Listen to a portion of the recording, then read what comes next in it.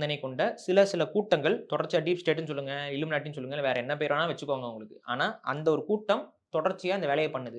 இப்ப அடுத்த கட்டம் நம்ம ஜோசியம் பார்க்குற மாரி நான் சொல்லிட்டு போறேன் சில விஷயங்கள். அடுத்த கட்டத்துல என்ன நடக்க போகுதுன்னு பார்த்தீங்கன்னா, பெரிய அளவு பொருளாதார நெருக்கடி, ஒட்டுமொத்த பேங்கிங் சிஸ்டமும் கொலாப்ஸ் ஆற மாரியான ஒரு பெரிய ஈவென்ட். இப்ப நீங்க ஒட்டுமொத்த மெடிக்கல் சிஸ்டமும் கொலாப்ஸ் ஆற மாரி கொரோனா வந்துச்சுல்ல. எல்லாரும் வீட்டுக்குள்ள இருக்கணும், வெளியில வரக்கூடாது, அது பண்ணக்கூடாதுன்னு ஒரு பெரிய லாக்டவுன் வந்துச்சுல்ல. அதுக்கு ஈக்குவலான ஒரு ஈவென்ட் வந்து வரப்போகுது.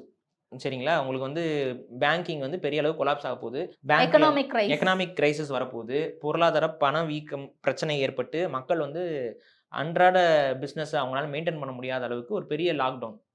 2வது லாக்டவுன், பொருளாதார லாக்டவுன் வந்து வரப்போகுதுங்கிறத விட திட்டமிடுறாங்க கொண்டு வரதுக்கு. சரியா? அதெல்லாம் இயற்கையாலாம் வரல. ஒரு குரூப் என்ன பண்ணுதுன்னா, இந்த லாக்டவுன நீங்க இந்த மாரி ஒண்ணு கொண்டு வந்தோம்னா தான், அது சாத்தியம் அப்படின்னு நெனைக்கிறாங்க. அப்ப அந்த இத கொண்டு வரணும்னா, அதுக்கு வந்து பார்த்தீங்கன்னா, ஒரு